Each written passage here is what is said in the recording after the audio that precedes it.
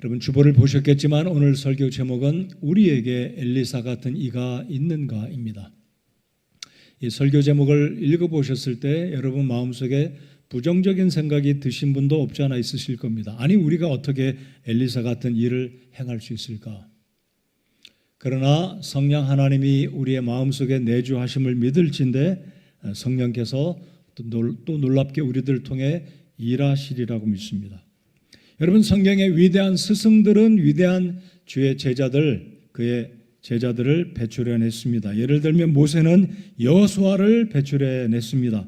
그리고 예수님은 당연히 하나님이신 주님은 12 제자들을 길러내심으로 온 땅끝까지 이르러 주의 복음을 증거하는 그 일에 성공적으로 일하셨기에 오늘날까지 전 세계 5대양 6대주의 복음을 증거하는 귀한 일이 지속되고 있습니다.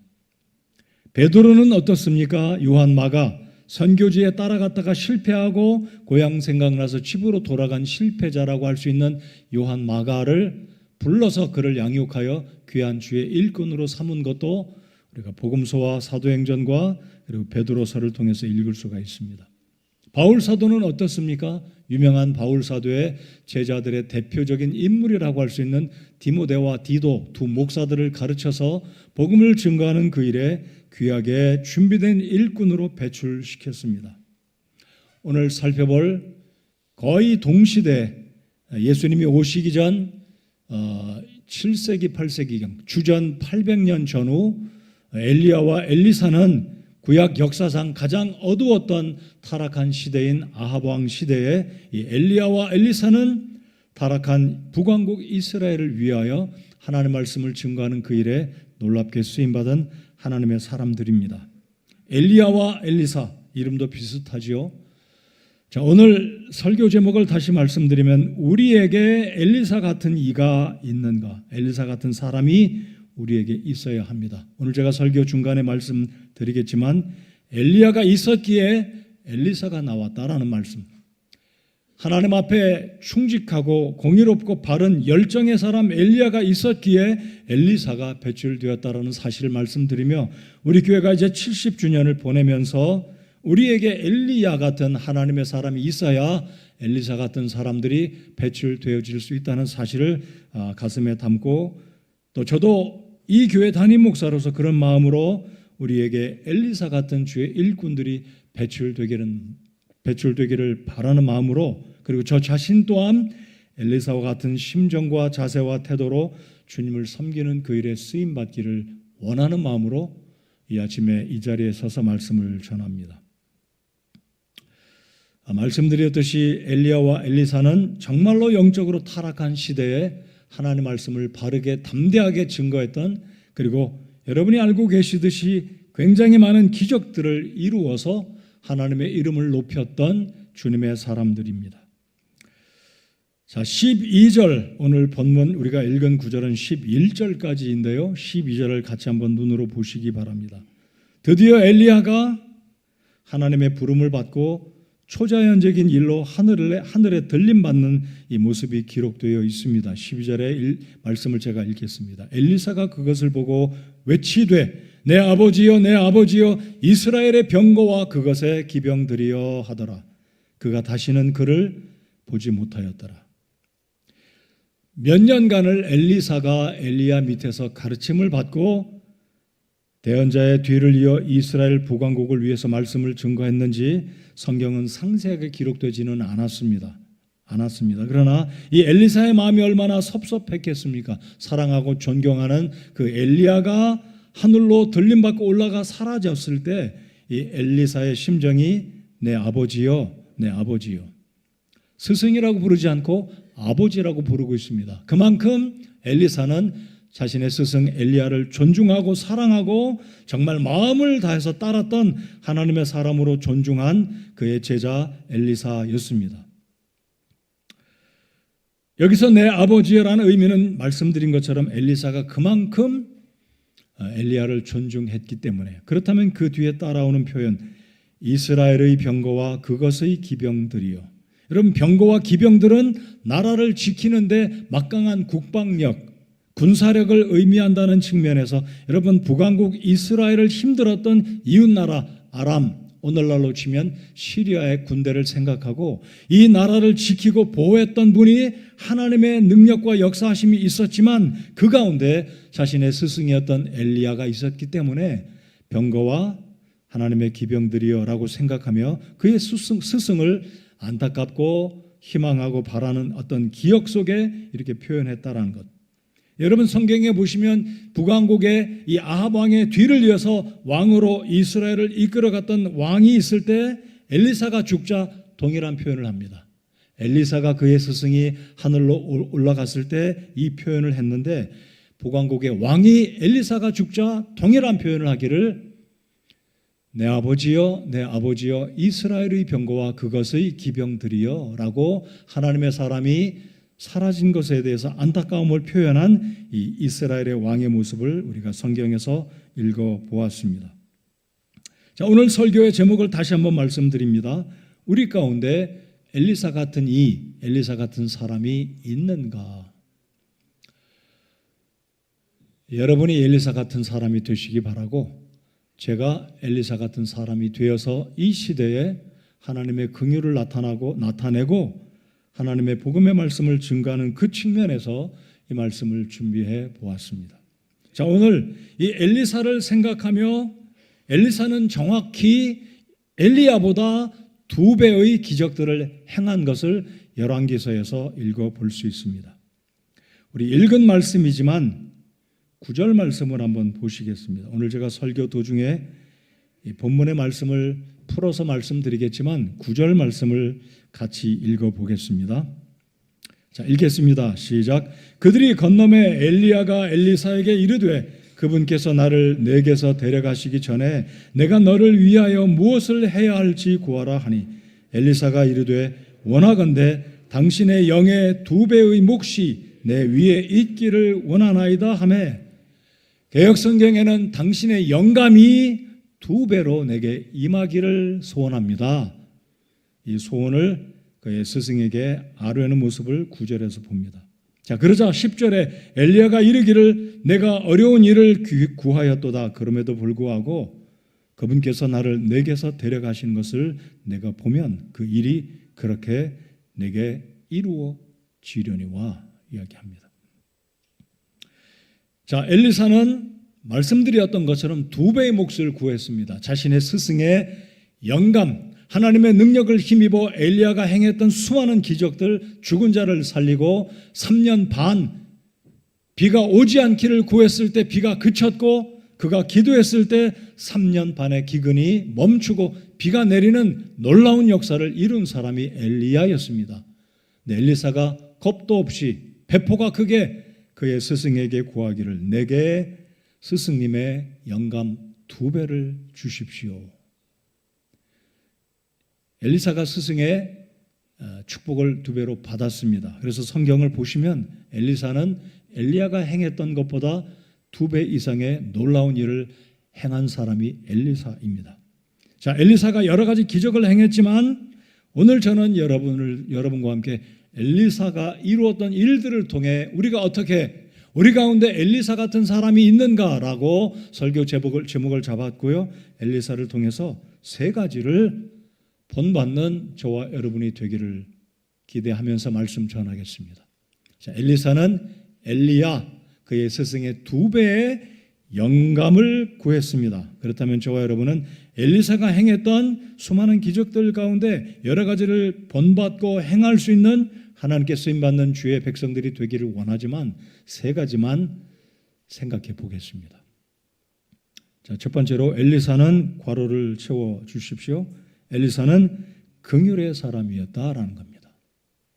여러분 생각해 보시면 그렇구나 공감이 되어지는 것은 엘리야는 불같은 사람이었어요. 엘리야 앞에 살아남는 사람이 없었습니다. 엘리야가 분노하고 하나님의 명령, 하나님의 능력을 힘입어 명령만 하면 그대로 이루어지는 모습을 봅니다. 쉽게 말씀드리면 엘리야는 불의 사람이다라고 하잖아요. 엘리야는 하나님의 불의 사람이었습니다. 그 유명한 사건 알고 계시죠? 갈멜산에서 450명의 목을 쳐낸 사람. 엘리야가 직접 그들을 데리고 가서 시냇가에서 450명의 목을 쳤어요. 지금도 이스라엘 갈멜산에 가면, 오늘 광고를 드렸는데 갈멜산 아마 갈 것 같아요. 그 일정을 보니까 지금도 그 갈멜산 앞에는 엘리야의 동상이 있는데, 그 거짓 선지자의 목을 받고 칼을 치는 동상이 이렇게 있는데, 여러분 엘리야는 그렇게 무서운 분입니다. 하나님 말씀에 타협할 줄 모르는, 죄를 징계하고 즉시 척결하고 처단하는 불과 같은 사람이었어요. 심지어 이 아합 왕의 시대가 지나고 또 다음 이제 이스라엘의 왕이 있었는데, 그가 병이 들자 하나님께 여쭙거나 엘리야에게 도움을 구한 게 아니라 거짓 선지자에게 찾아가서 내가 이 병이 낫겠느냐고 물었던 소식을 엘리야가 알고 진노하였습니다. 그럴 때 이 왕이 뒤늦게 후회하고 엘리야에게 신하들을 보내는데 50명을 보냅니다. 여러분 그 사건 읽어보셨죠? 50명이 엘리야를 찾는데 엘리야가 말도 안 하는데 하늘에서 불이 내려와서 50명을 다 살라버려요. 다 죽습니다. 이 소식을 왕이 듣고 또다시 50명을 보내요. 또다시 50명이 그 자리에서 불타 죽습니다.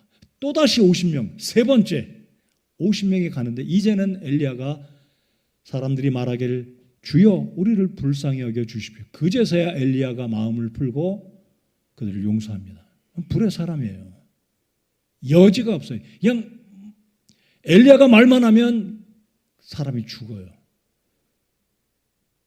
반면에 엘리사 그의 제자는 어땠습니까? 아마 그 스승을 닮는다면 그 스승의 그 제자가 돼야 되지 정상 아닌가요? 근데 엘리사는, 여러분 성경을 잘 보시면 엘리사는 그렇게 무섭게 진노하고 사람을 그렇게 한 사건은 딱 하나 있어요. 딱 하나. 참조하십시오. 이 엘리사를 가리켜 여리고에 있는 사람들이, 아이들이 대머리에 올라가라 조롱하는 사건이 나오죠. 왜냐하면 엘리야가 대머리였기 때문에요. 바울도 대머리라는 전승에 하면 엘리야가만 못생겼던 대머리 같아요. 대머리 되시면 죄송합니다. 이 아이들이, 아마 그 아이들은 문자적으로 초등생들, 꼬마들이 아니라 청년들도, 청소년들도 들어있었습니다. 히브리 원문에 의하면. 근데 아이들이 아무튼 엘리사를 보고 그의 스승이 하늘로 올라갔기 때문에 조롱하는 말로 엘리사여 대머리여 올라가라, 대머리여 올라가라. 그 말은 당신이 엘리야의 제자입니까? 그럼 당신도 한번 하늘로 올라가 보시오. 대머리여 올라가라 라고 조롱했을 때 이 긍휼의 사람 엘리사가 저주를 합니다. 그러자 42명의 아이들이 암콤이 나와서 다 찢어버려, 다 죽습니다. 여러분 아이들 42명이 죽었다는 건요, 그 마을에 초상이 대단히 벌어진 거예요. 자식을 잃은 부모들이 얼마나 애통했겠습니까? 잘 들으십시오. 하나님의 사람들의 권위를 무시하고 조롱하면 하나님이 손을 대십니다. 그 사건 이외에는 엘리사는 긍휼과 자비를 베푼 하나님의 종이었습니다. 예를 들어 볼까요?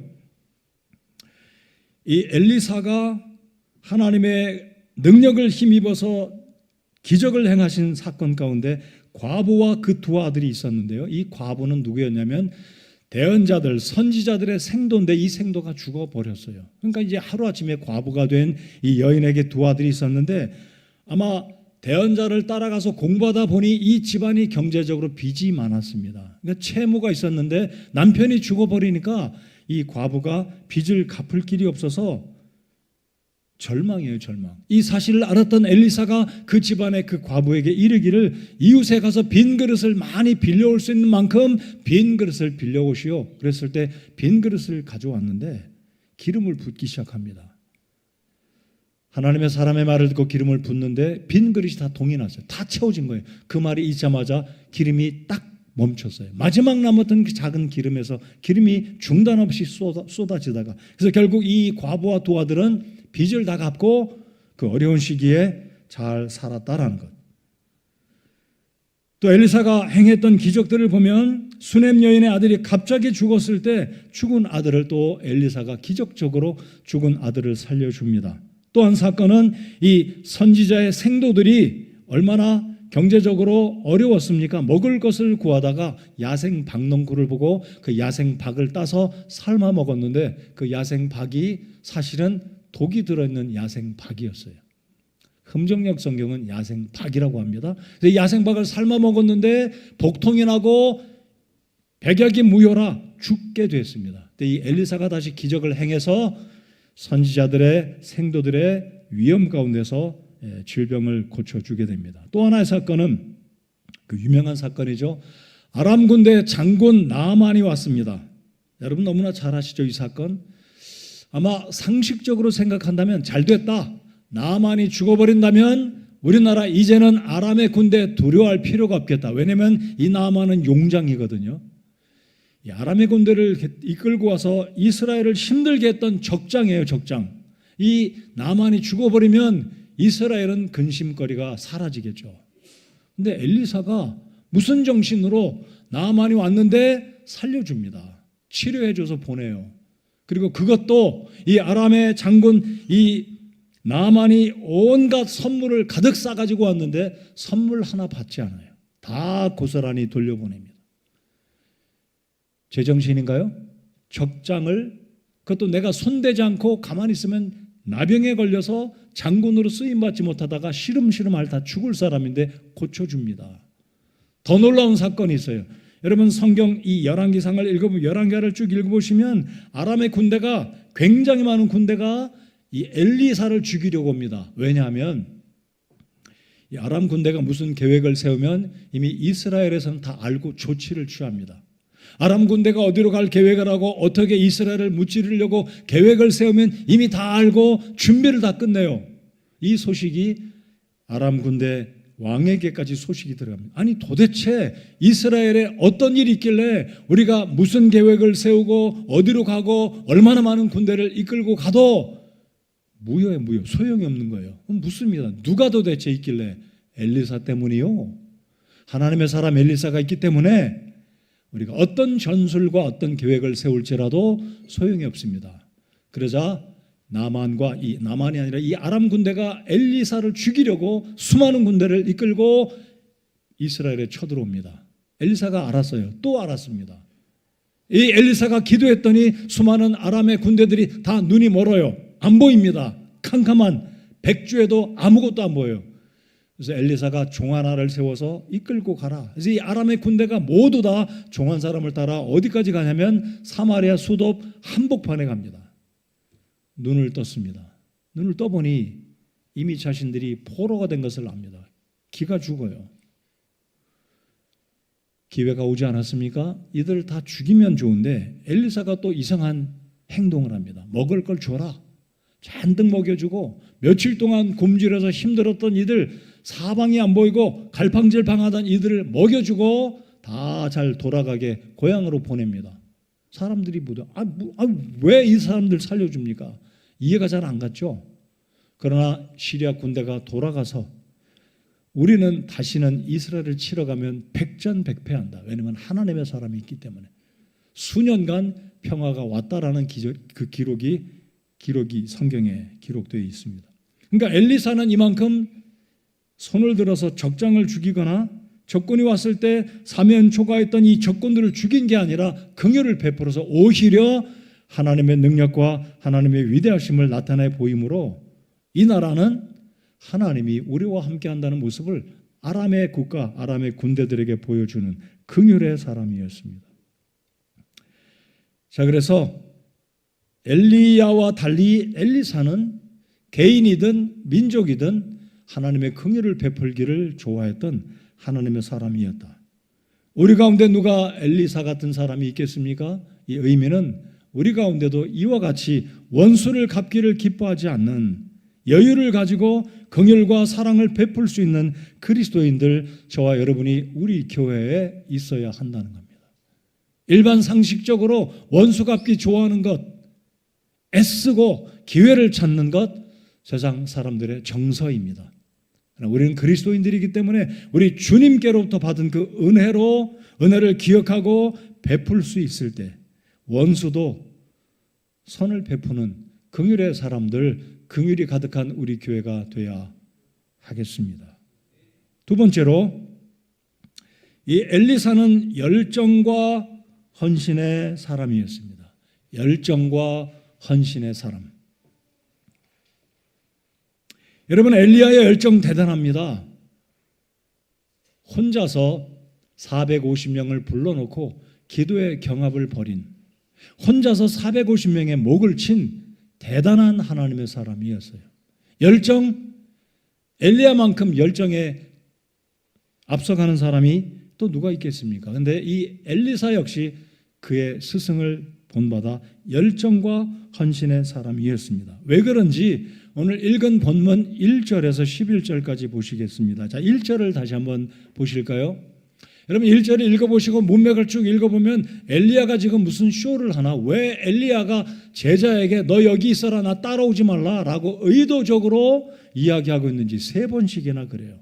자, 1절 보시겠습니다. 주께서 회오리 바람으로 엘리야를 하늘로 들어 올리고자 하실 때에 엘리야가 엘리사와 함께 길갈에서 나가더라. 여러분 문맥을 잘 보시면 엘리사도 알았습니다. 그리고 엘리야도 알았습니다. 무엇을 알았다고요? 머지않으면 하나님께서 초자연적인 역사로 엘리야를 죽음의 과정을 거치지 않고 살아있는 채로 천국으로 데려가실 것을 엘리야도 알았고 엘리사도 알았습니다.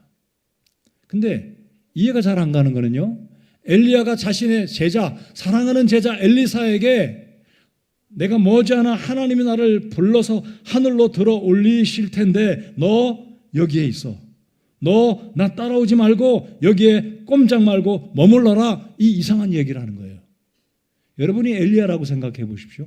내가 그래도 명색이 이 친구의 스승인데 하나님이 나를 역사상 전무후무한 죽음을 보지 않고 그것도 불병거 불말로 나를 데려가시는 장관의 모습, 놀라운 모습을 제자에게 보여주지 않겠어요? 그런 마음 들지 않겠어요? 그래야 제자도 사람들에게, 생도들에게, 제자들에게 봐라, 내 스승이 이러한 분이셨다 이렇게 말하고 싶지 않겠어요? 근데 엘리야가 무슨 뜻인지 꼼짝 말고 여기 너 나 따라올 생각도 하지 마, 여기 남아있어. 그런데 엘리사가 무슨 대답을 합니까? 보시겠습니다. 2절 하반절, 엘리사가 그에게 이르되 주께서 살아계심과 당신의 혼에 살아있음을 두고 맹세하노니 내가 당신을 떠나지 아니하겠나이다. 자, 그리고 베델로 또 갑니다. 엘리야와 엘리사가 베델로 갑니다.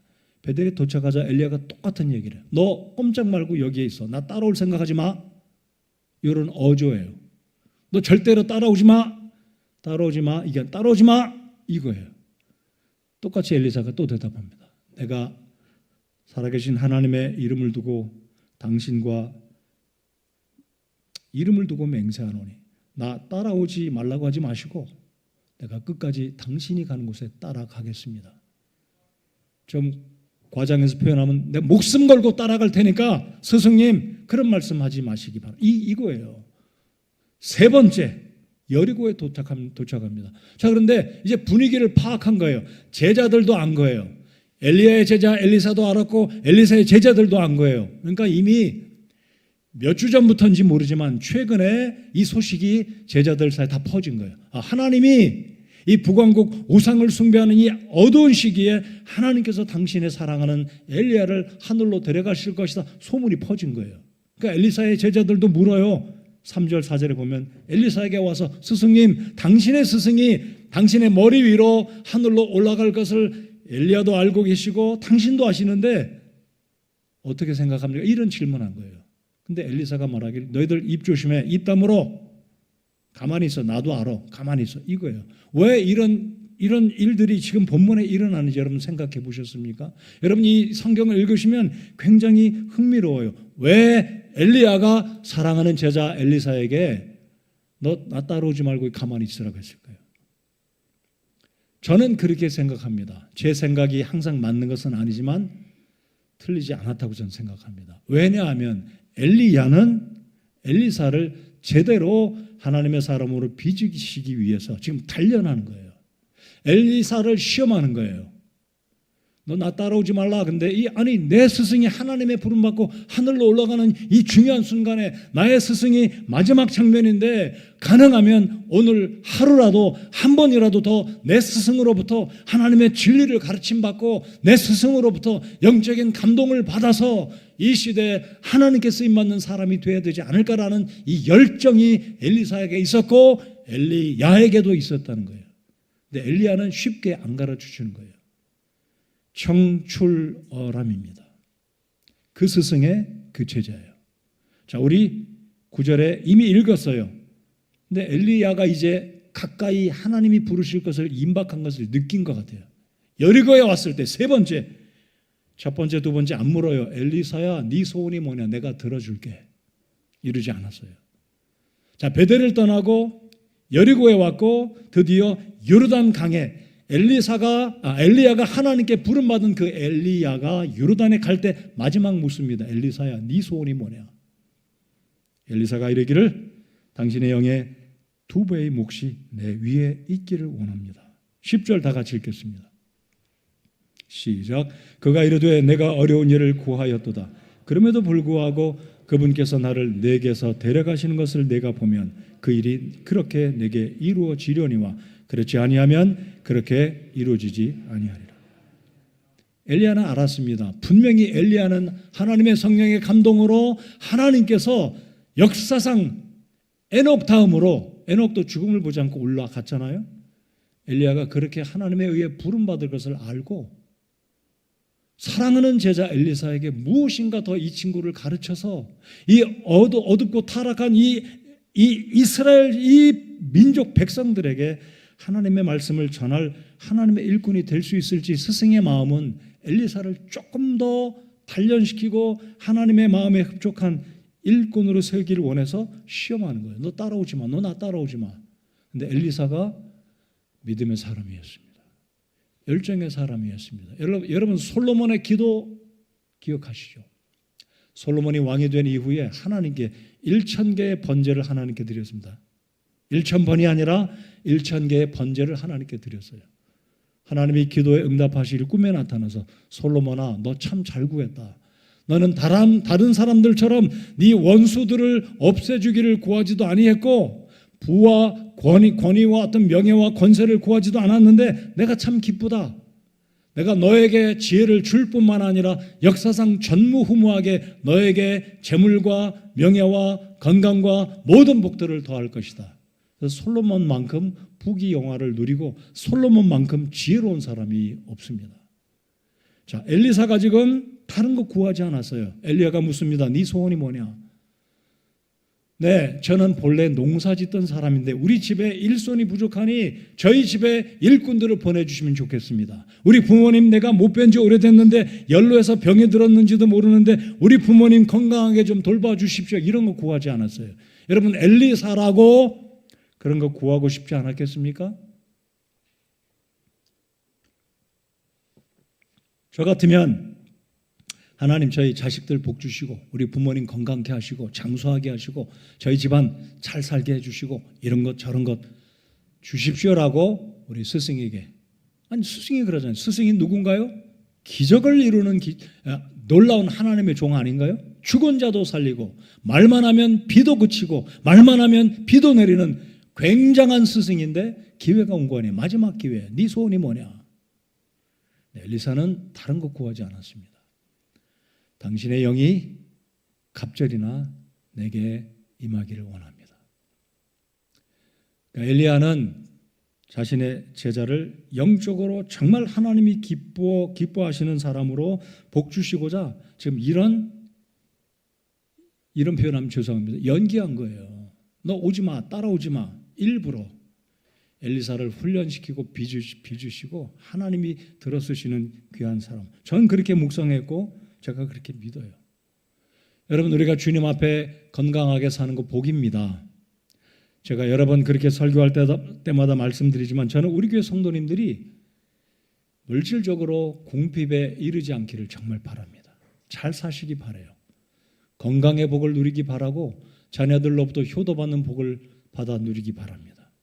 우리 교회 청년들이 대학 잘 가서 사회에 진출해서 굉장한 지위에서 굉장한 직업을 가지고 하나님을 나타내는 우리 청년들 되기를 바라는 마음이 제 마음입니다. 여러분의 마음도 그러하시죠? 그렇습니다. 그러나 오늘 엘리사가 어떤 사람이었다고요? 열정과 헌신의 사람이었는데 이 좋은 기회가 왔을 때 엘리사는 다른 거 구하지 않고 영적인 것, 하나님이 기뻐하시는 것을 최우선으로 생각하고 당신의 영의 갑절이 내게 임하기를 구하나이다. 엘리야가 이르기를 내가 어려운 것을 구했도다. 말이 무슨 뜻일까요? 이 의미는 이렇게 생각할 수 있어요. 내가 네 소원 이루어주는데 어렵다가 아니라 너 진짜 욕심 버리고 사람이 구하고 싶은 것들 구한 게 아니라 하나님 편에 서서 네가 진짜 구해야 될 것 바르게 구했다. 성도 여러분들, 우리의 관심은 어디에 있습니까? 내가 하는 일 형통하고 잘 되기 원할 겁니다. 더 건강하기 바라고, 더 오래 잘 살기 바라고, 더 좋은 차 타기 바라고, 우리의 자녀들이 세상에서 잘 돼서 잘 나가는 사람들이 되기를 바랄 거예요. 다시 말씀드립니다. 그렇게 되기를 저는 바라요. 제 아들들도 잘 되기 바라고, 장가들도 잘 가기 바라고, 여러분들의 자녀들도 잘 되기를 바랍니다. 그러나 진짜로 저희 부부가 원하는 것은, 저희 아들들에게 바라는 것은 이 자식들이 하나님 사랑하고 물질 추구하는 것보다 하나님을 더 사랑하는 자식들이 되기를 바라는 게 저의 마음입니다. 여러분, 바로 우리의 마음속에 이런 열정이 있는지, 주님을 향한 헌신된 마음이 있는지, 내 마음속에 첫 번째 소원을 아뢰다면, 하나님 내가 지금 내 소원을 아뢰를 때 주님이 들어주신다면 좋은 차, 큰 집, 건강, 명예, 권세, 이것도 필요합니다. 인정합니다. 그러나 진짜로 우리 주님 앞에 내가 그리스도인 한 사람으로, 아버지로, 이 교회 젊은이들을 가르치는 선배 그리스도인으로 하나님 앞에 우리가 품어야 될 것이 있다면 열정과 주를 향한 헌신이다라는 겁니다. 지난 금요일 날 저녁에 다음 주일 VIP 초청하는 주일로 특별 집회를 했습니다. 제가 그날 설교한 내용이 열정이었습니다. 그 말씀을 전할 때 제가 굉장히 복이 됐어요. 여러분, 제가 설교를 매주마다 하잖아요. 매주마다 하면서 내가 복받고 내가 도전받는 것이 많지 않아요. 설교하신 분들 이게 무슨 의미인지 이해할 거예요. 내가 설교하고도 내가 은혜 받고 감동받고 그 말씀대로 살아야 되겠다 결심하는, 저는 우리 교회에 연세 드신 분들 잘 들어주십시오. 집사님들 잘 들어주십시오. 여러분들이 엘리야와 같은 다음 세대를 키우는 엘리사들을 키워내는 엘리야들이 되기 바랍니다. 엘리야가 없이 엘리사가 나올 수가 없어요. 여러분, 엘리야 하나님 편에 서서, 진리 편에 서서 타협하지 않고 불같이 하나님 말씀을 선포한 귀한 하나님의 사람인데, 청출어람 엘리야 밑에 엘리사가 나왔습니다. 여러분, 우리 교회 70년 된 교회입니다. 70년간 이 교회를 지켜내신 성도님들 감사드립니다. 잘하셨어요. 근데 우리에게는 엘리야도 필요하지만 엘리사는 더 필요합니다. 무슨 의미인지 말씀드리고 싶습니다. 엘리야는 불의를 타협하지 않는 강력한 하나님 말씀으로 심판하고 진노를 쏟아내서 사람들을 처단한 불과 같은 사람이었다면, 엘리사는 용서하고 긍휼을 베푸는 사람입니다. 우리에게 엘리야도 여전히 필요하지만 더 필요한 것은 긍휼을 베풀 줄 아는 교회, 사랑을 줄 줄 아는 교회, 우리 교회에 엘리사도 필요하다. 그래서 오늘 설교 제목은 우리 가운데 누가 엘리사와 같은가입니다. 정죄하기 쉬워요. 이미 70년 공부한 말씀, 40년, 30년 성서침례의 교리를 익히고 배워서 잘 알 수 있어요. 그러나 더 어려운 것은 분석하고 판단하고 정죄하고 그릇됨과 시비를 가리는 것보다 더 중요하고 더 어렵고 우리가 더 해야 할 일은 용서하고 품어주고 안아주는 엘리사가 더 필요하다라는 말씀입니다. 우리 교회가 그렇게 되기 바랍니다. 자, 그래서 엘리사는 열정과 헌신의 사람이었습니다. 그래서 엘리사는 스승이 데려가는 모습, 하나님이 데려가는 모습을 보았습니다. 12절 보시겠습니다. 엘리사가 스승이 하늘로 올라가는 것을 보고 안타까운 마음으로 그것을 보고 외치되 내 아버지여 내 아버지여. 어찌 엘리야가 아버지인가요? 스승이니까, 영적인 아버지니까 이 마음을 표현한 거예요. 얼마나 아쉬웠겠습니까? 아버지, 나 아직도 멀었는데요. 나 더 배워야 되는데요. 스승님, 제 곁에 있어줘야 되는데요. 저 혼자 어떻게 이스라엘 민족을 하나님 말씀으로 이끌어 가겠습니까? 스승님, 너무 이릅니다. 제 곁에 있어야 됩니다. 이런 마음으로 아버지, 아버지, 아쉬운 마음으로 이스라엘의 병거와 그것의 기병들이여. 자, 그런데 엘리야가 말했던 역사가 이루어집니다. 왜요? 내가 어려운 것을 구했다. 내가 하나님 앞에 들림받아 올라가는 것을 보면 내가 구한 것이 어떻게 될 거라고요? 이루어질 거다. 자, 12절 이하에 보면 엘리야가 혼연히 사라졌습니다. 불말과 불병거. 제가 일부 예배 때 우리 교사들이 오늘 아이들 데리고 야외 예배 갔는데 교사들에게 그랬어요. 여러분들이 제대로 된 선생이 아니면 엘리사 못 길러집니다.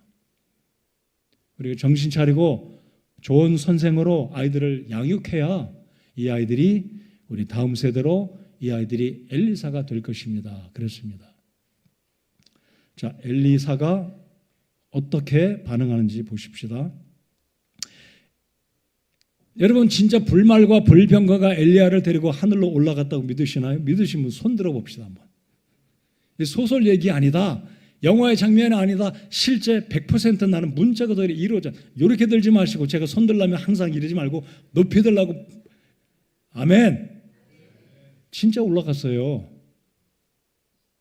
그렇죠. 불말과 불병거 타고 올라갔어요. 근데 엘리야가 올라가면서 무엇을 떨어뜨려요? 뭘 떨어뜨렸다고요? 겉옷을 떨어뜨립니다. 자, 엘리사가 그 겉옷을 가져요. 자, 14절 보시겠습니다. 13절부터 읽겠습니다. 또 엘리야의 몸에서 떨어진 그의 겉옷을 주워 가지고 돌아와 요르단에 두게 서서 엘리야의 몸에서 떨어진 그의 겉옷을 가지고 물들을 치며 이르되 주 엘리야의 하나님은 어디 계시나이까 하더라. 엘리사가 또한 물들을 치매 물들이 여기저기로 갈라지니 그가 건너니라. 드디어 엘리사는 엘리야의 영의 갑절의 능력을 받고 첫 번째 행한 첫 번째 기적이 요단강을 가른 겁니다. 이 사건 이후로 엘리사는 말만 하면 하나님의 능력을 힘입으면 기적이 일어나게 되는 사건이 시작된 겁니다. 드디어 엘리사는 소원한 대로 금이나 은이나 명예를 구한 게 아니라 하나님의 사람의 영의 갑절의 능력을 구했을 때 엘리사는 그와 같은 능력을 행할 수가 있었습니다. 교회 되신 성도 여러분들, 저는 우리 모두가 저 자신을 포함해서 엘리야가 돼야 되겠고 엘리사가 돼야 되는 하나님의 사람들로서 이 시대에 복음을 증거하고 하나님의 능력을 힘입어서 우리 주변에 있는 우리가 도와야 될 사람들을 도우는, 그래서 하나님이 영광 받으시는 우리가 돼야 하겠다라고 믿습니다. 자, 그렇다면 엘리야가 있었기에 엘리사가 나왔는데 거짓은 진실을 만들어내지 못합니다.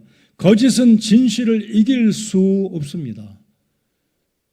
이 의미를 묵상하면서 깊이 생각하고 우리 교회에 진리가 있고 정의가 있고 바르게 정말 하나님 앞에 서서 주님을 섬길 때 엘리야와 같은 하나님의 심정으로 하나님의 마음으로 주님을 섬기고 선배 되신 우리 선생님들, 선배 되신 집사님들, 후배 집사들, 청년들, 다음 세대들 앞에 본이 될 때 정직하고 바른 모습으로 주님을 섬길 때 우리 가운데 엘리사가 나올 것인 줄 믿습니다.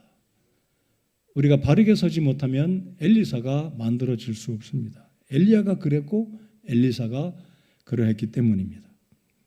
그래서 오늘 불신앙의 시대, 속이고 이기적이고 욕심에 이끌려 살아가는 이 시대에 북왕국 이스라엘이 역사상 가장 어두웠고 타락했던 그 시대에 엘리야와 엘리사는 하나님의 사람으로 바르게 서서 주의 말씀을 전했을 때 주께서 이 두 사람을 통해서 역사를 이루어 주셨습니다.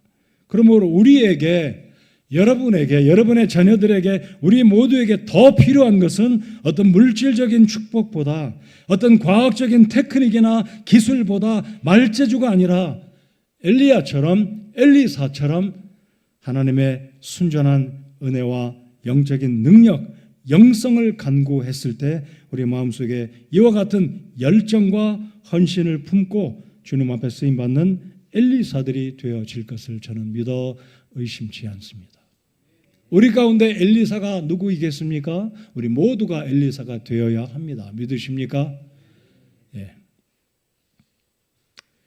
세 번째로 엘리사의 수많은 기적들을 통해서 그가 행한 일들을 통해서 우리가 본받고 오늘 이 시대에 누가 어떤 사람이 엘리사와 같은 사람인가 이런 주제로 생각해 보고 싶은 것은요. 세 번째로 엘리사는 국가적인 위기에서도 하나님의 구원을 선포하고 좌절과 낙심 가운데 있는 이스라엘 백성들을 구원한 하나님의 사람이었습니다. 짧게 말씀드리면 엘리사는 긍휼의 사람이었다. 엘리사는 열정과 헌신의 사람이었다. 엘리사는 구원의 메시지를 선포한 위로의 사람이었다라는 겁니다. 여러분 열왕기하 이제 4장, 5장, 6장 쭉 읽어보면 이 엘리사가 정말 어려움 가운데 있던 북왕국 이스라엘 민족들을 위로한 희망의 메시지를 증가한 하나님의 사람이었습니다. 여러분 열왕기하를 읽어보시면 이제 이 이스라엘의 기근이 들고 먹을 것이 없어서 정말로 처절한 상황에 이르게 되는데 방금 말씀드렸듯이 사마리아의 군대가 이 아람의 군대가 또 쳐들어와요. 수년이 지난 후에 또 쳐들어옵니다. 사마리아 성이 포위가 되고 성문은 굳게 잠그고 성 안에 이스라엘 백성들이 무서워서 성 밖으로 못 나가는 거예요. 모든 출입로가 차단됐습니다. 성 밖에는 아람의 군대가 진을 치고 있습니다. 자, 그러니 이스라엘 사마리아 성 안에는 먹을 양식이 점점점 줄어드는 거예요. 성경을 보면 먹을 것이 없어서 비둘기 똥이 얼마요? 당나귀 머리가 얼마요? 라는 구절이 기록되어 있습니다. 여러분 먹을 게 없어서 비둘기 똥을 먹어요. 그럼 비둘기가 뭐 먹겠습니까? 열매. 그런 거 먹고 똥을 싸는데 먹을 게 뭐가 있겠어요? 근데도 그것조차 시장에서 파는 거예요. 먹을 게 없으니까. 당나귀 머리 뭐가 어디 있겠어요? 먹을 게 흉측하게 생긴 머리 어디 뭐 있겠어요? 뭐 조금 있을지 모르겠지만 그것도 굉장히 비싸요. 여러분 이스라엘 백성들은 레위기의 음식의 규례에 의하면 당나귀 못 먹는 고기예요. 근데 그것조차도 값을 굉장히 줘야지만 먹고 삽니다. 거기까지 좋아요. 거기까지 그냥 이해갑니다. 그런데 사람을 삶아 먹어요. 그것도 자기 아들을 삶아 먹어요. 그럼 성경 읽어보셨습니까? 먹을 게 없으니까 자기 자식을 삶아 먹어요. 우리 하나님의 진노하심이었습니다. 하나님 앞에 우상을 섬기고 돌이키지 않았을 때 하나님은 외적을 불러서 사람 막대기인 북왕국 이스라엘을 이렇게 진노 가운데 징계하시는데도 깨닫지 못합니다. 이럴 때 긍휼의 사람 엘리사가 메시지를 선포합니다. 내일 이맘때면 너희에게 밀가루 한 되에 얼마가 될 거다. 사람들이 안 믿었어요. 아니 지금 먹을 게 없어서 비둘기 똥이 얼마고 당나귀 머리가 얼마고 사람을 삶아 먹는 판에 엘리사 정신 나갔다. 저 사람 거짓말한다. 안 믿었어요. 근데 그 이튿날 하나님이 기적을 베푸셔서 아람 진영에 하나님의 초자연적인 역사로 아람의 군대를 다 물러가게 합니다. 다 모조리 다 진영에 있는 모든 것들을 다 두고 몸만 빠져나가게 하십니다. 아람의 진영에 먹을 것이 지천이었습니다. 이 소식을 2명의 나병 환자가 성 안에 들어가서 이스라엘 왕에게 보고합니다. 그래서 사람들이 가서 먹을 걸 거두어다가 백성들에게 먹을 걸 주는데 정확하게 엘리사가 예언한 그대로 내일 이맘때면 먹을 것이 한 대박에 얼마가 될 거다. 그게 정확하게 이루어졌습니다. 자, 오늘 제가 이 말씀을 드리는 것은 엘리야는 여러 가지 기적을 행했지만 엘리야는 나라가 민족적으로 절체절명의 순간에 있을 때 복음의 메시지를 전했다. 오늘 이 시대에 우리가 전해야 될 사실, 우리가 전해야 될 소식도 동일합니다. 세상 사람들에게 돈 버는 법 우리가 이야기할 수 있겠습니까?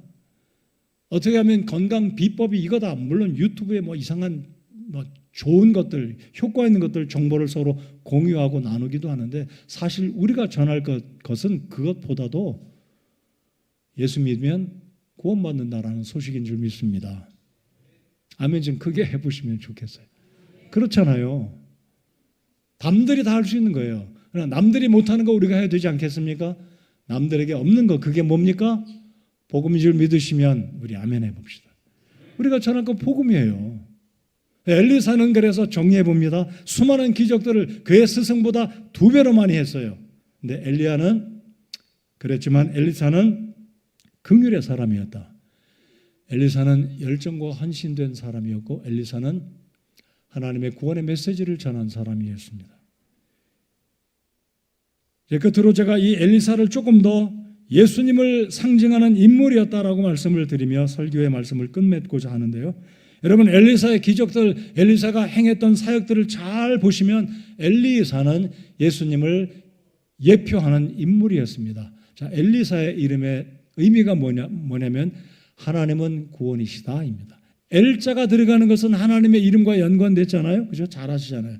네, 엘리사의 이름의 정확한 발음은 히브리 발음으로 엘리샤입니다. 엘리샤.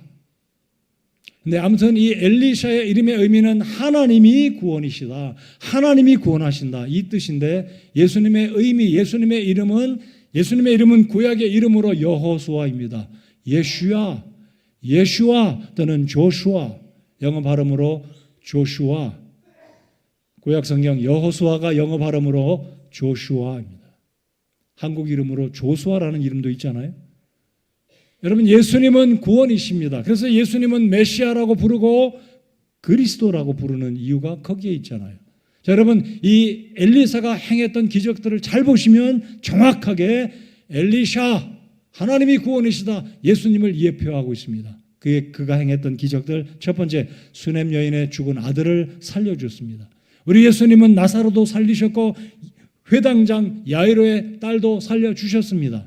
그리고 본인 스스로도 부활의 첫 열매가 되셨습니다. 그러므로 엘리사의 죽은 자를 살린 사건은 예수님이 부활의 주다라는 것을 예표합니다. 두 번째, 이방인 나아만을 치료한 사건, 우리 예수님은 이방인에게도 복음을 전해 주셨습니다. 이방 여인이 와서 주여 불쌍히 여겨 주십시오 그랬을 때 예수님이 말씀하시기를 나는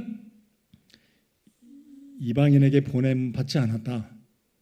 그러자 이 여자가 말하기를 개들도 주인의 상에서 떨어지는 부스러기를 먹습니다. 개들도, 거기서 말하는 개들은 이방인을 상징하는 의미입니다. 그래서 예수님은 더 이상 그 여인을 무시하지 아니하고 그 여인을 치료해 주는 사건. 예수님은 이방 지역에 가서도, 도로와 시돈에 가서도 복음을 전하신 사건을 보면 이 엘리사는 나만을 치료한 사건은 정확히 우리 예수님이 이방인에게까지도 복음의 은혜를 나누어 주시고 베풀어 주신 모습을 예표하고 있습니다. 세 번째, 적은 음식으로 100명을 먹인 사건이 엘리사의 기적 사건이라면 우리 예수님은 오병이어를 가지고 장정만 5,000명을 먹인 사건. 정확히 엘리사는 예수님이 행하실 사건을 구약시대에 예표하고 있다는 겁니다. 네 번째, 야생박의 독을 제거해서 식중독에 걸려 죽어가는 생도들을 치료했습니다. 우리 예수님은 죄와 사망의 문제를 해결해 주시는, 사망의 문제, 자연을 말씀으로 해결하시는 우리 주님이시다라는 것.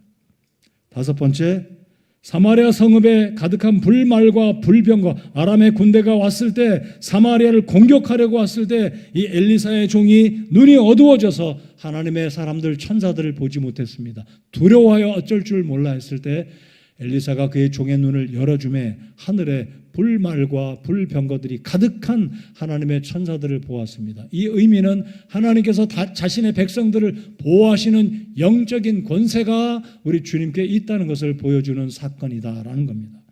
자, 그래서 우리 예수님은 정확하게 엘리사를 통해서 장차 신약시대에 오실 우리의 메시아, 우리의 예수와 우리의 구주 예수님을 보여주고 있다는 사실입니다. 자, 그러므로 저와 여러분이 이 시대 우리 교회에 지금 우리 모두가 엘리사와 같이 성령의 능력을 힘입어 복음을 증거하고 구원받지 못하는 우리의 이웃들을 주님 앞에 인도하는 기적 중의 기적, 가장 중요한 사람을 살려내는, 복음으로 사람을 살려내는, 주님 앞에 인도하는 이 일들을 해야 할 엘리사가 돼야 한다라는 겁니다.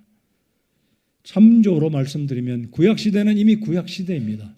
선지자 시대, 대언자 시대 지났습니다. 사도 시대 지났습니다. 또 다른 다음의 사도의 뒤를 이을 사람 없어요.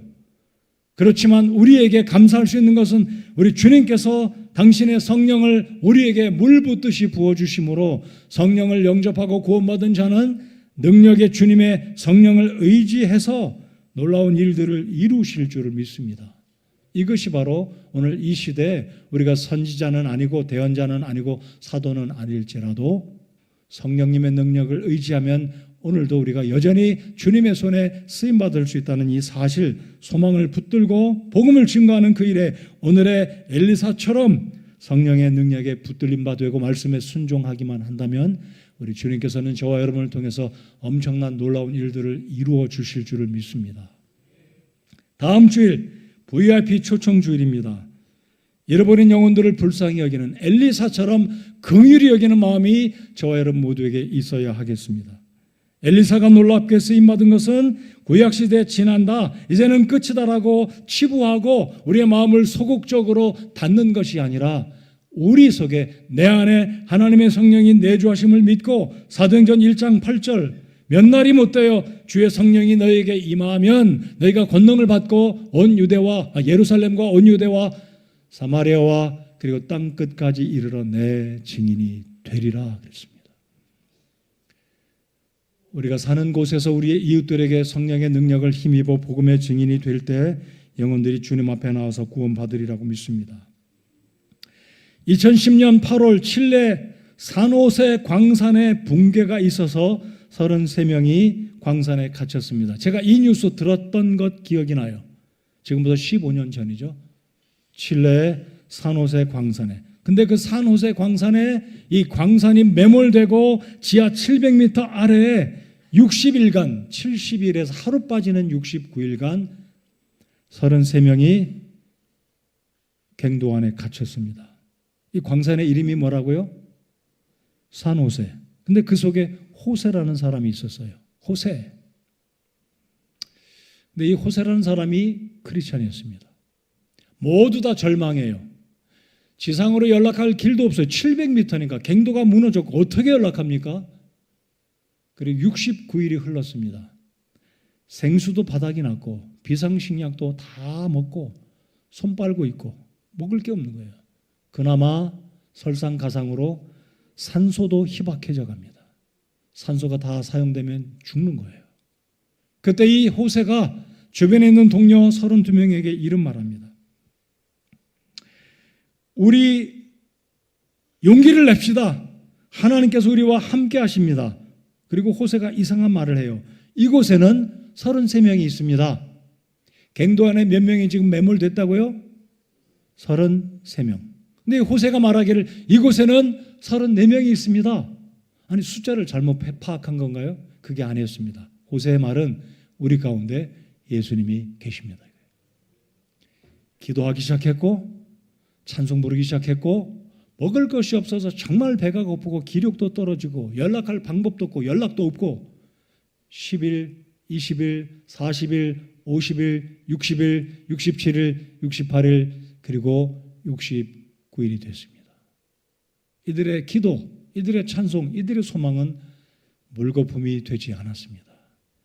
예수님이 그들과 함께 하셨기에 이들의 기도를 들으시고 드디어 69일째 지상에서부터 밧줄이 내려오고 소식이 오고 갔고 밑에 있는 사람들이 위에 메시지를 보내기를 줄에다가 쪽지에 써서 여기에 33명 모두 다 살아 있습니다. 드디어 갱도가 열리고 한 사람 한 사람 갱도 밖으로 모두 33명이 구출되었습니다. 호세가 없었다면 이들이 69일을 버틸 수 있었을까요? 양식도 없고 물도 없고 산소마저 희박한 가운데 이곳에 34명이 있습니다. 여러분 우리 주변에 여전히 살아계신 주님이 함께 하심을 믿으시기 바랍니다. 여러분 직장과 일터와 특별히 우리의 마음속에 주의 성령께서 살아계심을 믿으시기 바랍니다. 여러분 이웃들에게 눈을 돌리십시오. 여러분 가족들 구원받지 않은 그 가족들 그대로 두시겠습니까? 주님 앞에 초청해서 우리들의 VIP 아니에요? 그들을 인도해서 예수님 말씀 듣고 살아나는 역사가 있기를 다음 주에 있기를 기대하며 기도하십시다. 다 같이 일어나시겠습니다. 여러분 마음속에 내 마음속에 품고 있는 사랑하는 VIP 다음 주에 인도에 오겠습니다. 기도합니다. 꼭 인도해서 이곳에 생명의 자리에 초청해서 예수님 말씀 듣고 구원받는 역사를 기대합니다라는 마음으로 한 주일 동안 기도해 주시고 컨택하시고 전화해 주시기 바랍니다. 오늘 금요일 특별집회 저녁 7시 반에 오셔서 함께 기도하십시다. 아멘. 아멘. 네. 우리 가운데 예수님이 여전히 함께 하십니다. 우리 찬송하시겠습니다.